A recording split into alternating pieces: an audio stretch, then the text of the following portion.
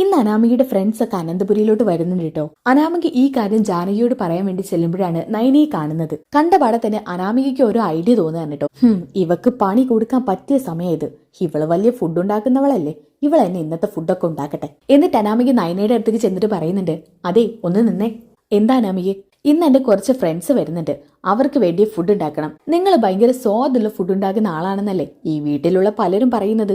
എന്നാ പിന്നെ ഇന്ന് എന്റെ ഫ്രണ്ട്സിന് നിങ്ങൾ എന്നെ ഭക്ഷണം ഉണ്ടാക്ക്. അപ്പൊ നയന ചോദിക്കുന്നുണ്ട്, എല്ലാവരും പറയുന്നു മാത്രമേ ഉള്ളൂ, അങ്ങനെ ഒരു അഭിപ്രായം അനാമികയ്ക്കില്ലേ? എനിക്ക് പ്രത്യേകിച്ച് അങ്ങനെ ഒരു അഭിപ്രായമൊന്നുമില്ല. പിന്നെ അവരധികം ഹോട്ടൽ ഫുഡ്സ് ഒന്നും കഴിക്കാറില്ല, അതുകൊണ്ട് അവർ വരുമ്പോഴേക്കും കുറച്ചധികം ഐറ്റംസ് ഒക്കെ ടേബിളിൽ വേണം. നയന എതിർത്തൊന്നും പറയുന്നില്ല കേട്ടോ.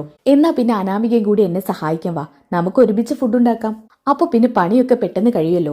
അപ്പൊ അനാമിക പറയുന്നുണ്ട്, അതെ ഞാൻ ഇവിടെ വലിഞ്ഞു കയറി വന്നതൊന്നും അല്ല.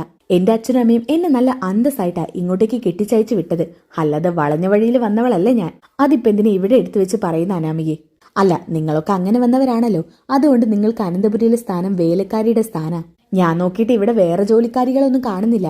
ആ പിന്നെ പ്രത്യേകം ഞാൻ പറയാം, 1-2 ഐറ്റം പോരാ, ഒരു 4-5 ഐറ്റംസ് ഉണ്ടായിക്കോട്ടെ. അതെ, ഇപ്പൊ അനാമിക പറഞ്ഞല്ലോ ഞങ്ങൾ വളഞ്ഞ വഴിയിലൂടെ ഇവിടേക്ക് വന്നവരാണെന്ന്. അതൊക്കെ ശരി തന്നെയാ, പക്ഷെ ഞങ്ങൾക്ക് അന്തസ്സില്ലാന്ന് മാത്രം അനാമിക പറയരുത്. എന്റെ അച്ഛനും അമ്മയ്ക്കും കഴിയുന്നതൊക്കെ തന്നിട്ടാ ഞങ്ങൾ ഇങ്ങോട്ട് പറഞ്ഞു വിട്ടത്, അല്ലാതെ ഒന്നുമില്ലാതെ കയറി വന്നവരല്ല ഞങ്ങൾ. ഹോ, നിങ്ങൾ കൊട്ടക്കണക്കിന് ഇങ്ങ് കൊണ്ടുവന്നിട്ടുണ്ടല്ലോ. നിങ്ങൾ കൊണ്ടുവന്ന കാര്യമൊന്നും പറയണ്ട. ഞാൻ പറഞ്ഞത് ഓർമ്മയുണ്ടല്ലോ, അവരൊരു 12 മണിയാകുമ്പോഴേക്ക് എത്തും. അവർക്ക് കുടിക്കാൻ എന്തെങ്കിലും ഉണ്ടാക്കി വെക്കണം. അപ്പൊ നയന പറയുന്നുണ്ട്, അനാമികയെ എനിക്ക് ഈ വീട്ടിൽ ഒരുപാട് പണിയുണ്ട്. എന്നെ ആരെങ്കിലും ഹെൽപ്പ് ചെയ്യാനുണ്ടെങ്കിൽ ഞാൻ അനാമികയുടെ ഫ്രണ്ട്സിന് ഇഷ്ടമുള്ള ഭക്ഷണം ഉണ്ടാക്കി തരായിരുന്നു. ഞാൻ നിങ്ങളോട് പറഞ്ഞില്ലേ എനിക്കതിന് പറ്റില്ലെന്ന്. അപ്പോഴാണ് ഇത് കേട്ടോണ്ട് അനി അങ്ങോട്ട് വരുന്നത്. എന്താ ഏട്ടത്തി പ്രശ്നം? ഇവൾ ഏട്ടത്തി എന്തെങ്കിലും പറഞ്ഞോ? ഹോ, ഏട്ടത്തിക്കും ഏട്ടത്തിയുടെ വീട്ടുകാർക്കും വേണ്ടി മാത്രം സംസാരിക്കുന്നവനാണല്ലോ നീ. സ്വന്തം ഭാര്യയ്ക്ക് വേണ്ടി സംസാരിക്കാൻ നിനക്ക് പറ്റില്ല. നീയൊക്കെ ആദർശേട്ടനെ കണ്ടു പഠിക്ക്. ഇവരൊക്കെ എത്ര താഴ്ന്നാലും ഇവരുടെ കൂടെ നിന്ന് സംസാരിക്കും ആദർശേട്ടൻ. എന്നാ നീ അങ്ങനെയില്ല. ആദർശേട്ടൻ ന്യായത്തിന്റെ പക്ഷത്ത് നിൽക്കുന്ന ആളാ. എന്നാ നിന്റെ ഭാഗത്ത് എവിടെയാ ന്യായം? നിന്റെ ഭാഗത്ത് ന്യായം ഉണ്ടെങ്കിൽ ഞാൻ നിന്റെ പക്ഷത്ത് നിന്നേനെ. അങ്ങനെ ന്യായമില്ലാത്തവരുടെ പക്ഷത്ത് നിന്ന് വെറുതെ ഇങ്ങനെ വായിട്ടലിക്കാൻ എനിക്ക് പറ്റില്ല. അപ്പൊ നയന പറയുന്നുണ്ട്, അനി ഇവിടെ ഒരു പ്രശ്നവുമില്ല, നീ പൊക്കോ. വെറുതെ 1-2 പറഞ്ഞ് നിങ്ങൾ തമ്മിൽ വഴക്കാവണ്ട. നിങ്ങൾ ആരാ എന്റെ ഭർത്താവിനെ പറഞ്ഞേക്കാൻ? എനിക്ക് എന്റെ ഭർത്താവിനോട് പലതും പറയാനുണ്ടായിരിക്കും. അപ്പൊ അനി പറയുന്നുണ്ട്, അനാമികെ ഞാൻ നിന്നോട് പലപ്പോഴും പറഞ്ഞിട്ടില്ലേ ഇത്രയും വില കുറഞ്ഞ സംസാരങ്ങൾ ആവർത്തിക്കരുതെന്ന്. ഞാനല്ലേ വില കുറഞ്ഞ് സംസാരിക്കുന്നത്, നിങ്ങളുടെ ഏട്ടത്തി തന്നെയാ. അനി ഇന്ന് എന്റെ ഫ്രണ്ട്സ് വരുന്നുണ്ട്, അവർക്കുള്ള ഭക്ഷണമൊക്കെ എത്രയും പെട്ടെന്ന് റെഡിയാക്കണം. അത് ഞാൻ ഇവരോട് പറയാൻ വന്നപ്പോഴാ ഇവരെ കൊണ്ട് പറ്റില്ലെന്ന് പറയുന്നത്. അനാമികെ നിനക്കറിയാലോ ഏട്ടത്തിക്ക് ഇപ്പൊ റെസ്റ്റ് പറഞ്ഞിരിക്കുക.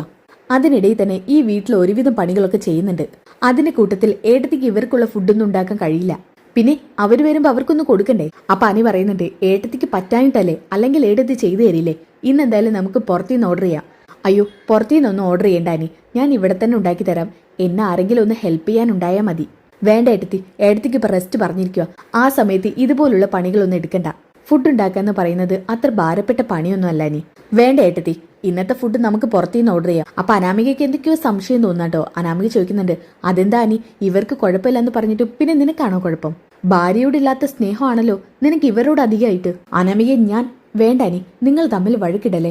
നീ എന്തേലും പുറത്തുനിന്ന് കുറച്ച് വാങ്ങിക്കോ, ഞാൻ എനിക്കധികം പണിയില്ലാത്ത എന്തെങ്കിലും ഇവിടെ ഉണ്ടാക്കാം. ഏട്ടത്തി അത് ഒന്നും പറയണ്ട, ഞാൻ ഇവിടെ എന്നെ കൊണ്ട് കഴിയുന്ന ഉണ്ടാക്കിക്കോളാം. ഇതിന്റെ പേരിൽ നിങ്ങൾ തമ്മിൽ ഇവിടെ വഴക്കിടണ്ട. ഇതും പറഞ്ഞ് നയന അവിടുന്ന് പോവാട്ടോ. അപ്പൊ അനാമിക പറയുന്നുണ്ട്, അവർക്ക് കുഴപ്പമില്ല, പിന്നെ നിനക്കാ കുഴപ്പം. അതേടി, ഏട്ടത്തിക്ക് റെസ്റ്റ് പറഞ്ഞിരിക്കാന്ന് ഞാൻ നിന്നോട് എത്ര തവണ പറഞ്ഞു. ഒരാൾ ചോദിച്ചാൽ അതൊരിക്കലും ഏട്ടത്തി നിരസിക്കില്ല. എന്നാൽ നമ്മളാണ് ആ ബുദ്ധിമുട്ടൊക്കെ കണ്ടറിയേണ്ടത്. അതിന് നിന്നോട് എന്ത് പറഞ്ഞിട്ട് എന്താ കാര്യം? അതേടാ, എന്നോട് പറഞ്ഞിട്ട് ഒരു കാര്യമില്ല. ഇപ്പൊ എനിക്ക് സംശയം തോന്നുക, ആ നന്ദു ഒന്നല്ല നിന്റെ പിന്നാലെ നടക്കുന്നതെന്ന്, നീ അവളുടെ പിന്നാലെ ഇങ്ങനെ നടക്കുവാണ്. അതാണ് സത്യം പറഞ്ഞാൽ ശരി. അതിപ്പോഴല്ലേ എനിക്ക് മനസ്സിലായത്. ഓ, ശരിയും തെറ്റും മനസ്സിലാക്കാൻ നിനക്കിപ്പോഴും കഴിവുണ്ടല്ലോ. ശരിക്കും നിന്റെ പരാജയം എന്താണെന്നറിയോ? ഒരു വ്യക്തി ആത്മാർത്ഥമായിട്ട് സ്നേഹിക്കാനുള്ള മനസ്സ് നിനക്കില്ല. നിന്റെ ഉള്ളിൽ എന്തൊക്കെയുണ്ട്, ആ ലക്ഷ്യം നേടിയെടുക്കാൻ വേണ്ടി നീ അഡ്ജസ്റ്റ് ചെയ്ത് ഇവിടെ പോകുന്നേ ഉള്ളൂ. എന്താടാ, എന്താ നീ പറഞ്ഞത്? ആ സമയത്ത് എന്നെ ജാനകി അങ്ങോട്ട് വരുന്നുണ്ട്. എന്താണ് ഇത്, രാവിലെ തന്നെ നീ മോളോട് വഴക്ക് തുടങ്ങിയോ? ഞാൻ ആരോടും വഴക്കിട്ടിട്ടില്ല. ഇവിടെ ചിലരൊക്കെ വഴക്കുണ്ടാക്കാൻ വേണ്ടി മാത്രം ഇറങ്ങിക്കുക. നിർത്തനി, മതി. എന്താ മോളെ പ്രശ്നം? അമ്മേ, ഇന്ന് എന്റെ ഫ്രണ്ട്സ് വരുന്നു പറഞ്ഞിട്ടുണ്ട്. അവർക്ക് ഭക്ഷണം ഉണ്ടാക്കാൻ ഞാൻ നയനയോട് പറഞ്ഞു. ഇവൻ അത് പിടിച്ചില്ല. അവൾക്ക് റെസ്റ്റ് പറഞ്ഞേക്കുവാണ്. അവളെ കൊണ്ട് പണിയെടുപ്പിക്കേണ്ടെന്നൊക്കെ ഇവൻ പറയുന്നത്. എടി, ഏട്ടത്തി നിന്നേക്കാൾ മൂത്തതാ. ആ ഒരു ബഹുമാനം കൊടുക്കണമെന്ന് ഞാൻ നിന്നോട് പറഞ്ഞിട്ടില്ലേ? എന്റെ ഭാര്യയാണെങ്കിൽ ഞാൻ സ്നേഹിക്കുകയും ബഹുമാനിക്കുന്ന ആളുകളെ നീയും അതുപോലെ തന്നെ കാണണം. ആരുടെ കാര്യമാണ് നീ പറയുന്നത്? ആ നയനയുടെയോ? അവളെ എന്റെ മരുമകള് ബഹുമാനിക്കണമെന്നില്ല. അമ്മ തന്നെ ഇവക്ക് വളം വെച്ച് കൊടുക്കുന്നത്. ആ, ഇതെന്റെ സ്വന്തം മോളാ. ഞാൻ എന്റെ മോക്ക് വളം വെച്ച് കൊടുത്തെന്നിരിക്കും. അതിന് നിനക്കെന്താ? അനി, മോള് പറഞ്ഞത് കേട്ടില്ലേ? മോളുടെ ഫ്രണ്ട്സ് ഇന്ന് വരും. അവർക്കുള്ള ഭക്ഷണം നയനോട് ഒരുക്കാൻ പറയണം. ഞാൻ എന്തിനാ പറയുന്നത്? ഇവളേനെ ഇവളുടെ വായിലൂടെ വരുന്നൊക്കെ നയനെടുത്തിയെ പറഞ്ഞു. എന്നാലും ആ പാവം ഇവൾക്ക് വേണ്ടി കഷ്ടപ്പെടാൻ തയ്യാറാ. ആ മനസ്സ് കാണാത്ത ഇവളൊക്കെ മനുഷ്യനാണോ? അനി, മോളെ വേണ്ട. അനി, നീ ഇവിടെ ഉണ്ടായിക്കോളണം. മോളുടെ ഫ്രണ്ട്സൊക്കെ വരുന്നതാ. അവര് നിന്നെ തിരക്കില്ലേ? അത് ഞാൻ പറയാൻ വരികയായിരുന്നു അമ്മേ. എന്നോട് ഇവളെ മുൻപ് പറഞ്ഞില്ലല്ലോ ഇവളുടെ ഫ്രണ്ട്സ് വരുന്ന കാര്യം. അതുകൊണ്ട് തന്നെ ഇന്ന് ആദർശേട്ടൻ ഓഫീസിലോട്ട് ചെല്ലാൻ പറഞ്ഞിട്ടുണ്ട്. എനിക്കിന്ന് ഒഴിവില്ല. അവളുടെ ഫ്രണ്ട്സ് വന്നോട്ടെ, അവളെ കണ്ടോട്ടെ പൊക്കോട്ടെ. അവർക്ക് വേണ്ടിയത് ഇവിടെ റെഡിയാക്കി കൊടുക്കാം. അല്ലാതെ ഞാൻ ഇങ്ങനെ ഫ്രീ ആയിട്ട് ഇരിക്കുവല്ല. ഇത് പറഞ്ഞ് അനി അവിടുന്ന് ദേഷ്യം പിടിച്ച് പോകുന്നുണ്ട് കേട്ടോ. അപ്പൊ ജാനകി പറയുന്നുണ്ട്, അവൻ ഇങ്ങനെ തന്നെയാ മോളെ, മോള് വിഷമിക്കേണ്ട, എല്ലാം ശരിയാകുന്ന ഒരു ദിവസം വരും. എന്നാൽ ജാനകിയെ മൈൻഡ് ചെയ്യാതെ തന്നെ അനാമിക അവിടുന്ന് പോകുന്നുണ്ട് കേട്ടോ ദേഷ്യം പിടിച്ച്. അത് കണ്ടിട്ട് ജാനകിക്ക് വല്ലാത്ത സങ്കടം വരികയാണ്. പിന്നെ കുറച്ച് സമയം കഴിഞ്ഞതിന് ശേഷം കേട്ടോ കാണിക്കുന്നത് അനാമികയുടെ ഫ്രണ്ട്സ് ഒക്കെ വരുന്നുണ്ട്. അതേസമയം തന്നെ അനാമിക അവരെയൊക്കെ ക്ഷണിച്ചിരുത്തുന്നുണ്ട്. അപ്പൊ അനാമികയുടെ ഒരു ഫ്രണ്ട് പറയുന്നുണ്ട്, ഷോ, അനന്തപുരിന്ന് കേട്ടിട്ടേ ഉള്ളൂ, ഈ വീട് ഞാൻ ആദ്യമായിട്ട് കാണുക. അപ്പൊ വേറൊരുത്തി പറയുന്നുണ്ട്, ഈ വീട് ഞാൻ കുറെ കണ്ടിട്ടുണ്ടെങ്കിലും ഇതിൻ്റെ ഉള്ളിൽ എങ്ങനെയുണ്ടെന്ന് എനിക്ക് കാണണമെന്ന് മുൻപേ ആഗ്രഹം ഉണ്ടായിരുന്നതാ. ഇപ്പൊ നിന്റെ കൂട്ടുകാരിയായ സ്ഥിതിക്ക് ഈ വീട്ടിലോട്ട് വരാൻ മറ്റെന്തെങ്കിലും വേണോ? അപ്പൊ അനാമിക പറയുന്നുണ്ട്, എന്റെ മോളെ, ഈ വീട്ടിൽ ഇതൊന്നുമല്ല കാണാനുള്ളത്. ഈ വീട് ചുറ്റി നടന്നാലും നിനക്ക് ഇന്നത്തെ ദിവസം കണ്ടു തീരില്ല. എന്നാ പിന്നെ നമുക്ക് ഇന്നത്തെ ദിവസം ഇവിടെ സ്റ്റേ ചെയ്താലോ? അപ്പൊ അനാമിക പറയുന്നുണ്ട്, അതൊന്നും വേണ്ട, തൽക്കാലം കണ്ടിട്ട് പൊക്കോളണം. എന്താടി നീ പറയുന്നത്? ഞങ്ങൾ വന്നിട്ട് ഇവിടെ ഒന്നും നിൽക്കാൻ പോലും പറയാതെ ഇന്ന് എന്നെ പൊയ്ക്കോളാൻ പറയാണോ? അയ്യോ, നിങ്ങളെക്കുറിച്ചൊക്കെ എനിക്ക് നന്നായിട്ട് അറിയുന്നതാ. തറകളിൽ തറയാ നിങ്ങളൊക്കെ. ഡി, നീ പറഞ്ഞിട്ടാ ഞങ്ങൾ ഈ വേഷമൊക്കെ കെട്ടി വന്നത്. അപ്പൊ ഞങ്ങൾക്കുള്ള റെസ്പെക്റ്റ് ഒക്കെ നീ തരണം. അതൊക്കെ ആളുകളുടെ മുന്നില്, അല്ലാത്തപ്പോ റെസ്പെക്റ്റ് ഒന്നും പ്രതീക്ഷിക്കേണ്ട. അപ്പൊ തന്നെ നയന അങ്ങോട്ടേക്ക് വരുന്നുണ്ട്. നയനെ കണ്ടപ്പാടെ തന്നെ അനാമിക പറയുന്നുണ്ട്, അതെ, എന്താ നോക്കി നിൽക്കുന്നത്? ഇവർക്കുള്ള വെള്ളം എടുത്തിട്ട് വാ. ഇത് പറഞ്ഞപ്പോൾ തന്നെ നയനയ്ക്ക് വലിയ വിഷമാവാ കേട്ടോ. എന്തായാലും വെള്ളം കലക്കി വെച്ചിട്ടില്ലേ, അത് എടുത്തോണ്ട് വരാൻ വേണ്ടി നയന പോവാണ്. അപ്പൊ അനാമികയുടെ ഒരു ഫ്രണ്ട് ചോദിക്കുന്നുണ്ട്, എടി, ആ പോയതാരാ? ഇവിടുത്തെ വേലക്കാരിയാണോ? അത് പറയണോ ഞാൻ? കണ്ടാ മനസ്സിലായിക്കൂടെ? ഷോ, അനന്തപുരിയിലെ വേലക്കാരികൾ തന്നെ എന്തൊരു ഭംഗിയാലേ, എങ്ങായിരിക്കുന്നു. എടി, അവരുടെ വിവാഹം കഴിഞ്ഞതാണോ? ദേ, നിങ്ങളൊക്കെ ഇങ്ങോട്ട് ഞാൻ കൊണ്ടുവന്ന എന്തിനാന്നറിയാലോ. പിന്നെ അനാവശ്യമായിട്ട് ഓരോന്ന് ചോദിക്കണ്ട. നിന്നെക്കുറിച്ച് പൊക്കി പറയാനല്ലേ, അതൊക്കെ ഞങ്ങൾ ഏറ്റു. കൃത്യസമയം തന്നെ നയന വെള്ളവുമായിട്ട് വരികയാണ് കേട്ടോ. എന്നിട്ട് ഓരോരുത്തർക്കായിട്ട് വെള്ളം കൊടുക്കുന്നുണ്ട്. ആ സമയത്ത് നയന ഓരോരുത്തർ നോക്കി ചിരിക്കുന്നുണ്ട് കേട്ടോ. എന്നാൽ എല്ലാവരും അഹങ്കാരം പിടിച്ചിങ്ങനെ നിൽക്കുകയാണ്. കൃത്യസമയം തന്നെ അതിലൊരുത്തി കാല് വെച്ച് നയനയെ വീഴ്ത്തിയിടാൻ നോക്കാട്ടോ. അപ്പൊ തന്നെ നയനയുടെ കയ്യിലുണ്ടായിരുന്ന ട്രേയിൽ നിന്നും ഒരു ഗ്ലാസ് അനാമികയുടെ ഫ്രണ്ടിന്റെ മേലേക്ക് വീഴുന്നുണ്ട്. ചെ, എന്താണ് ഈ കാണിച്ചത്? ഇതും പറഞ്ഞ അനാമികയുടെ ഫ്രണ്ട് നയനയുടെ കവിള് നോക്കി ഒരൊറ്റ ഒന്ന് വെച്ചു കൊടുക്കുകയാണ് കേട്ടോ. ഇത് കണ്ടപ്പോ തന്നെ അനാമിക ആകെ ഒന്ന് ഷോക്കായി പോവാണ്. കാരണം അനാമിക പറഞ്ഞതൊന്നും അല്ലാട്ട് ഇവർ ചെയ്യുന്നത്. എന്നിട്ട് അനാമിക പറയുന്നുണ്ട്, അയ്യോ, നീ എന്തിനാ അവരടിച്ചത്? പിന്നെ അടിക്കാതെ, ഇത് ആയിരങ്ങൾ വിലമതിക്കുന്ന സാരിയാ. ഈ സാരിയിലേക്കാ ഇവള് മനഃപൂർവ്വം ജ്യൂസ് മറച്ചിട്ടത്. അപ്പൊ നയന പറയുന്നുണ്ട്, അയ്യോ, ഞാൻ ഒരിക്കലും മനഃപൂർവ്വം ചെയ്തതല്ല.